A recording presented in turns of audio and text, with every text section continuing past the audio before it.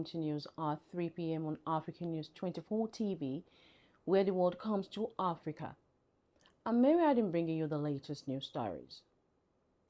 The Joint Health Sector Unions and Assembly of Healthcare Professionals has insisted on continuing its nationwide strike in spite of the federal government's no work, no pay policy.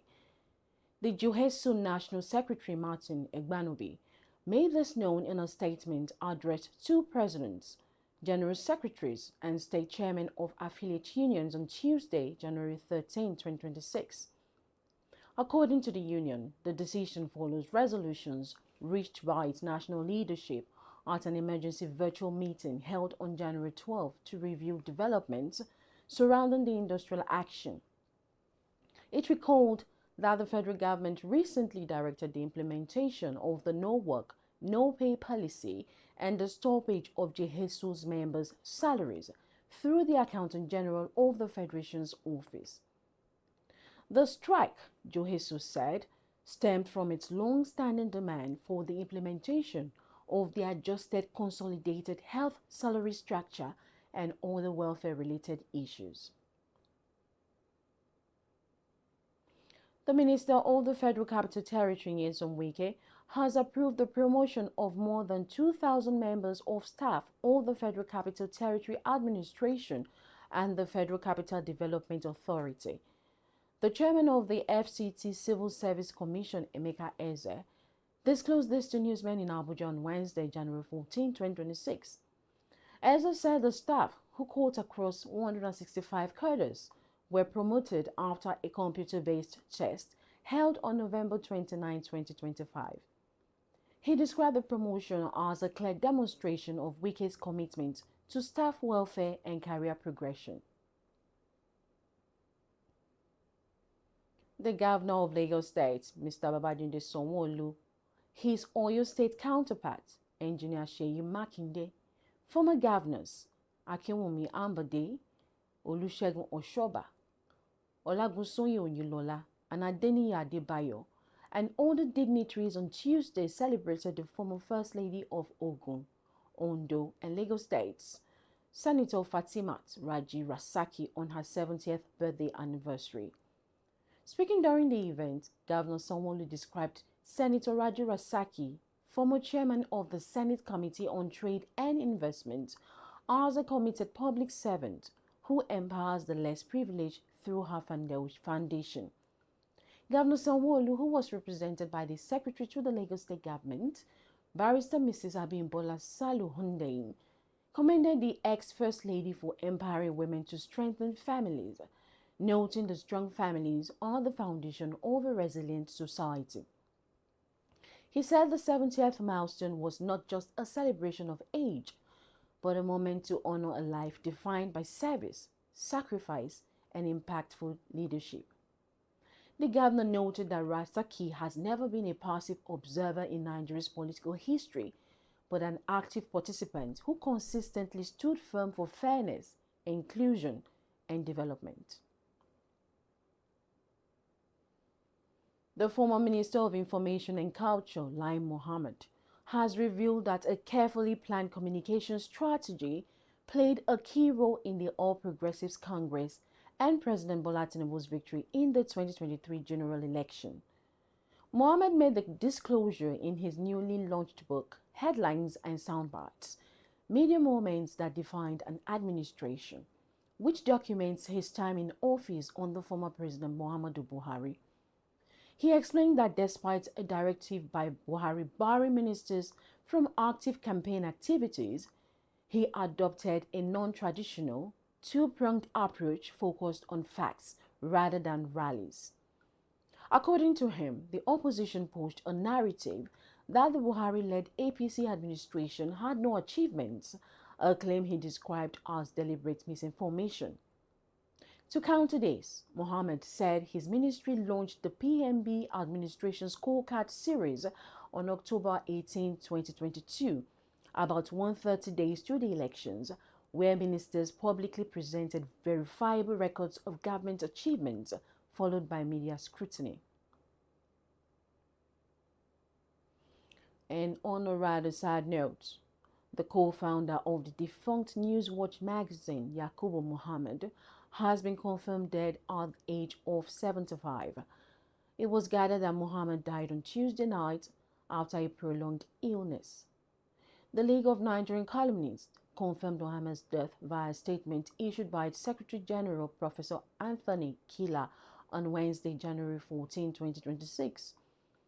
His death comes less than 2 months after the passing of another Newswatch co-founder, Dan Agbese, who died on November 17, 2025. The late journalist had launched his memoir, Beyond Expectations, on November 4, 2025. The Ogun State government has initiated an air quality monitoring exercise in Ogijo, Shagamu local government area following concerns over lead pollution from used lead-acid battery operations. The exercise, which will run from 3 consecutive days, involves assessing particulate matter, noise levels, volatile organic compounds, and other pollutants. This comes after investigations revealed alarming levels of lead contamination in the community, with soil samples showing up to 1,900 ppm of lead, almost 5 times international safety limits. Residents and workers have reported health issues consistent with lead poisoning, including recurring stomach pains, fatigue, and poor concentration. The government has shut down 7 used lead-acid battery recycling facilities and suspended lead ingot exports pending the outcome of the investigation. The Commissioner for Environment, Ola Oresanya, emphasized the government's commitment to protecting public health through proactive environmental governance. The monitoring exercise involves collaboration with researchers from the University of Lagos, the Lagos State Environmental Protection Agency, and Ogun State Environmental Protection Agency. The government plans to test 500 residents for lead poisoning and conduct comprehensive health and process audits of affected facilities.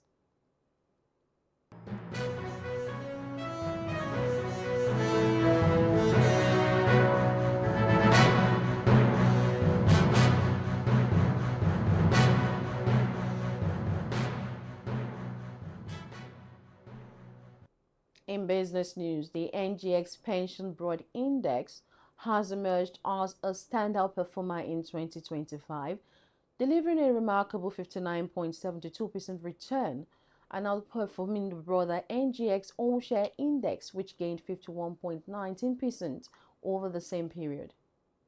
This impressive performance is attributed to the index's diversified portfolio of high-quality equities across sectors such as financial services, telecommunications, consumer goods, industrials, and energy.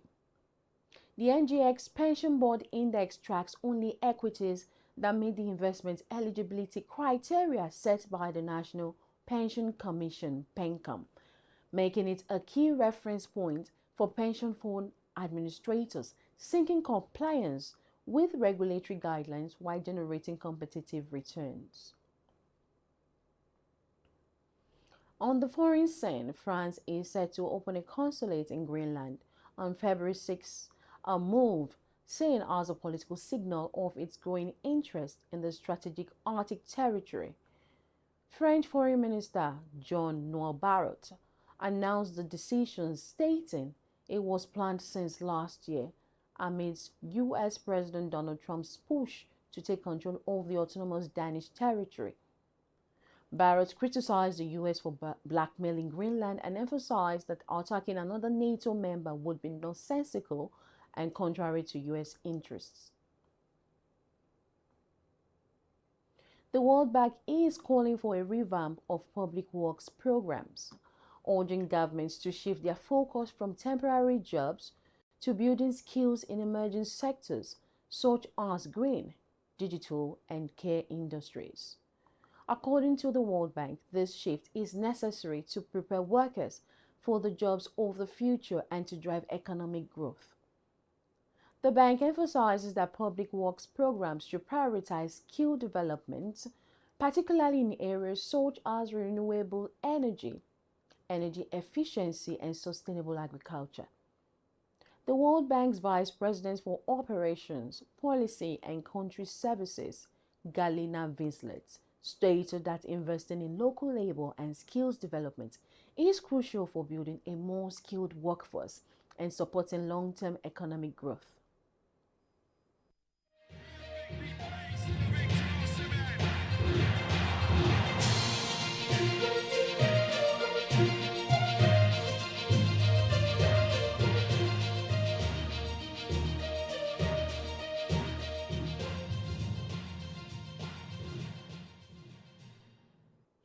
Welcome to sports.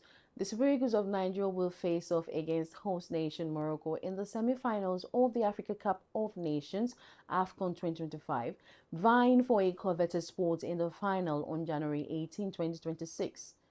Nigeria striker Victor Osimhen will captain the Super Eagles against host Morocco in the Africa Cup of Nations semi-finals today, replacing suspended skipper Wilfred Ndidi. Host Morocco take on Super Eagles at the Prince Moulay Abdullah Stadium in Rabat on Wednesday in one of the highly anticipated semi-finals of the AFCON. Ndidi has been ruled out after accumulating 2 yellow cards, picked up in Nigeria's round of 16 victory over Mozambique and the quarterfinals win against Tunisia.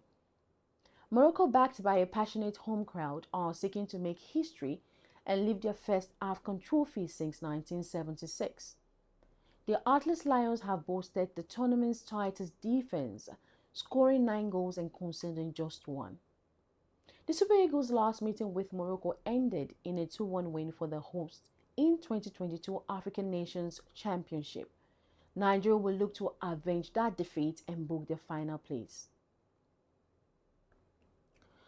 The stage is set for a thrilling encounter in the Africa Cup of Nations semi-finals as Egypt faces off against Senegal, reigniting the family rivalry between former Liverpool teammates Mohammed Salah and Sadio Mane.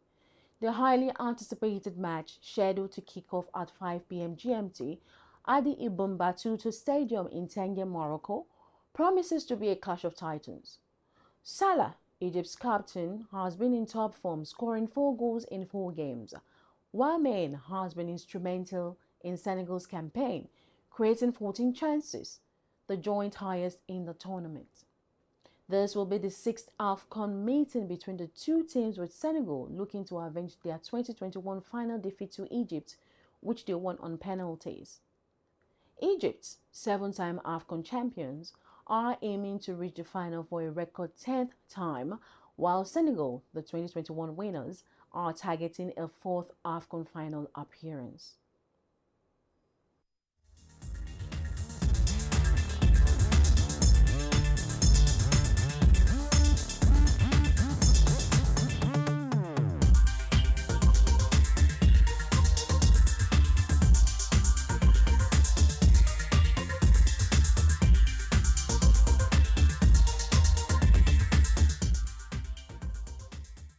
In entertainment, gospel singer Bumi Akinonu, known for her hit song 𝐜𝐨𝐦𝐻𝐿, passed away on January 12, 2026 at the age of 49, leaving the Nigerian music industry and fans in shock.